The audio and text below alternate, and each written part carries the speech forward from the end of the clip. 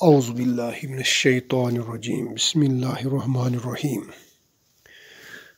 پیارے طلباء و طالبات، السلام علیکم ورحمۃ اللہ۔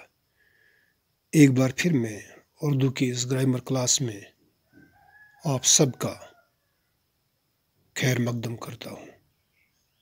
تو آئیے پیارے بچوں، کل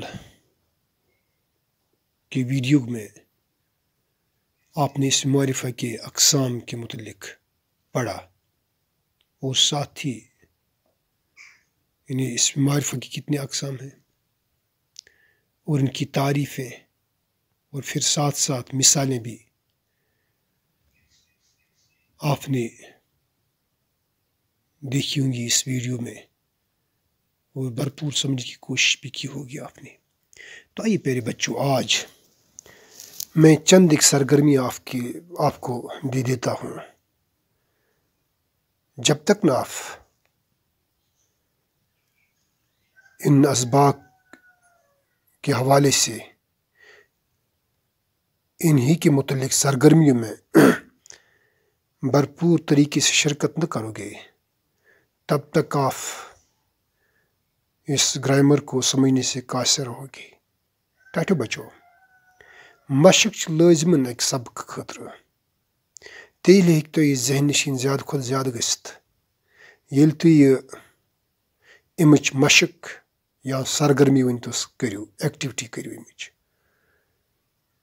یسا تو امچ ایکٹیویٹیز کرو، مشق یا سرگرمی کرو ام سبق زن تھی پورو، ام گرامر کلاس زن تھی پورو پات کن، تیوتا ہیکو تھی بڑا آسانی سان یہ سمجھت، تو تیوتا زیادہ ہیکہ ذہن نشین تھی سپدت یہ گرامر۔ تیش میون مقصد تھی۔ تو آئیے پیارے بچوں، آج کی اس سرگرمی کی طرف جو اب تک آپ نے گرامر پڑھا ہے۔ تو پیارے بچوں دیکھیے اپنے موبائل کی سکرین کی طرف۔ تو پہلا سوال ہے یہاں پر،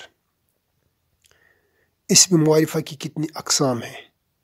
صرف آپ نے تعداد لکھنی کی، کتنی قسمیں ہیں اسم معرفہ کی، تعداد لکھنی ہے، 4 ہے، 6 ہے، 5 ہے، کیا ہے؟ سوال نمبر 2، اسم علم سے کیا مراد ہے؟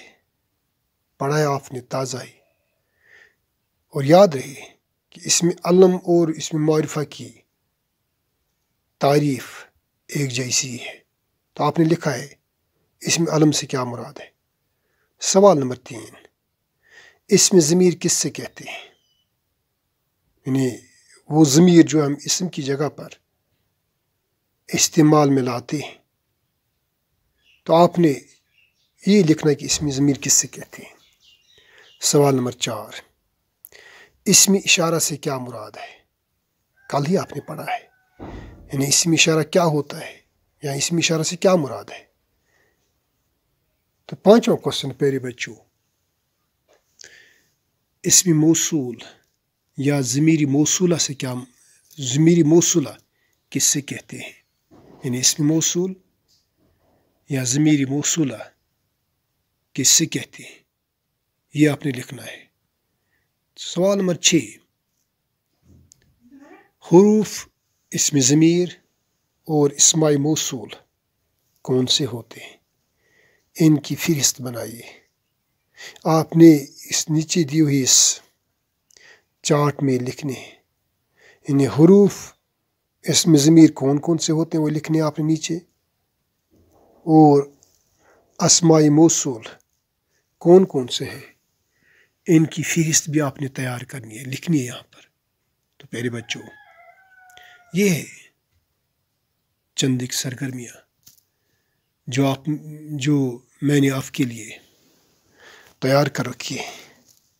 تو امید یہ ہے کہ آپ کسی جلد بازی کے بغیر ہی بالکل سوچ وچار کر کے ان سوالات کا جواب لکھنے کی بھرپور کوشش کرو گے۔ تو پیاری طلباء و طالبات، آج میں نے مناسب سمجھا ہے کہ آپ کو میں ایک مختصر سے وقت کی ایک سرگرمی دوں، حالانکہ یہ کچھ ٹائم لے سکتا ہے آپ کا لکھنے میں، کیونکہ آپ نے اس کو لکھنا ہے، آپ نے اس کو ایلابریٹ کرنا ہے۔ تو گھبرائیے مت، آپ نے پڑھا ہے، جہاں سمجھ نہیں آتی ہے، جو ویڈیوز آپ کے پاس موجود ہیں اس گرامر کلاس کے حوالے سے، انہیں پھر ریپلے کیجیے، تو آپ کی تمام جو مشکلات اس میں حائل ہو جائیں گی وہ خود بخود دور ہو جائیں گی۔